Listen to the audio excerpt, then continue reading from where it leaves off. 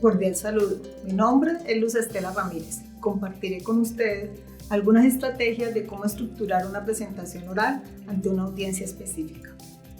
¿Sabían ustedes que existen varias fobias en el ser humano? Entre ellas está el miedo a volar, el miedo a la muerte, el miedo a las arañas y en cuarto lugar está el miedo a hablar en público. En nuestro ambiente académico nos vemos seriamente involucrados con presentaciones orales, cuando participamos en un foro, cuando hacemos exposiciones, cuando debemos presentar un examen oral. Es por esto que debemos ocuparnos de tan importante tema. De acuerdo al autor Parodi, nos dice que en el ambiente laboral tenemos que ocupar el 20% en hacer presentaciones orales y que un 43% de la audiencia generalmente se muestra muy aburrido. Si nos ocupamos de esta situación, debemos pensar en cómo planear y cómo estructurar la presentación. En la antigüedad, el gran orador Cicerón propuso una estructura para planificar una presentación oral. Entre esos están 5 aspectos a tener en cuenta. El exordio, que es cuando se presenta la atracción a la idea, es decir, se llama la atención a la audiencia. El segundo aspecto es la proposición, cuando se presentan los hechos. El tercer aspecto tiene que ver con la confirmación, se presentan los argumentos de la idea planteada. El cuarto aspecto tiene que ver con la refutación, cuando se proponen los contraargumentos que se pueden refutar. Y el quinto aspecto tiene que ver con la peroración, es el cierre y la reafirmación de lo que se ha propuesto. En el ámbito académico es mucho más sencilla la estructura de una presentación oral. Miremos en qué consiste. Primero, identificar el propósito. El segundo aspecto que debemos tener en cuenta es analizar la audiencia. El tercer aspecto es seleccionar los contenidos y el cuarto aspecto es estructurar la planeación. Si nosotros planificamos de esta manera, podremos tener un éxito en la presentación. En las presentaciones orales en la universidad, así como en la escritura hay discurso expositivo y argumentativo, nosotros debemos planificar cómo lo vamos a estructurar. Si escogemos el discurso expositivo, nuestro objetivo es informar. Y para esto debemos tener claridad, orden y precisión. Si escogemos el discurso argumentativo, debemos sustentar un punto de vista, pues la intención es persuadir.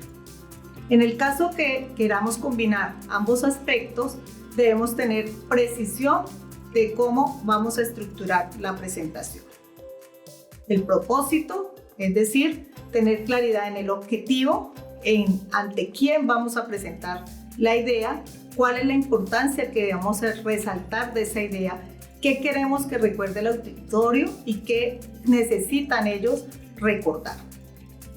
Además de definir el propósito, debemos tener en cuenta las características de la audiencia. Son las personas que van a escuchar nuestra presentación. Para esto debemos tener en cuenta cómo es la audiencia, por qué está allí la audiencia, qué conocen del tema que hemos ido a presentar, qué le interesa escuchar a esa audiencia. El expositor debe hacer una selección de contenidos, debe tener cuidado con el lenguaje, es decir, la claridad y la precisión si se requiere de un lenguaje específico. Debe seleccionar lo ideal para la ayuda audiovisual. Debe tener la caracterización de la audiencia, su edad, el género, el nivel educativo, si están presentes por voluntad propia o se les ha obligado a estar allí. Vamos a ocuparnos de la selección de contenidos. Generalmente los profesores asignan el tema. Es responsabilidad del expositor analizar cuáles son los subtemas relacionados con lo que se va a tratar en la exposición. Debemos ser responsables en consultar fuentes confiables, verídicas y que nos den seguridad en lo que estamos hablando. El autor Palomares recomienda definir un aspecto central y para esto algunos autores lo han tomado como el ejemplo del discurso del elevador. Debes de hacer de cuenta que estás ante la persona más importante del auditorio y en menos de un minuto convencerla del aspecto que quieres tratar en la exposición. Palomares también nos dice que hay dos aspectos importantes o dos momentos importantes en donde la idea central se debe proponer, que es al inicio de la presentación y al final de la presentación.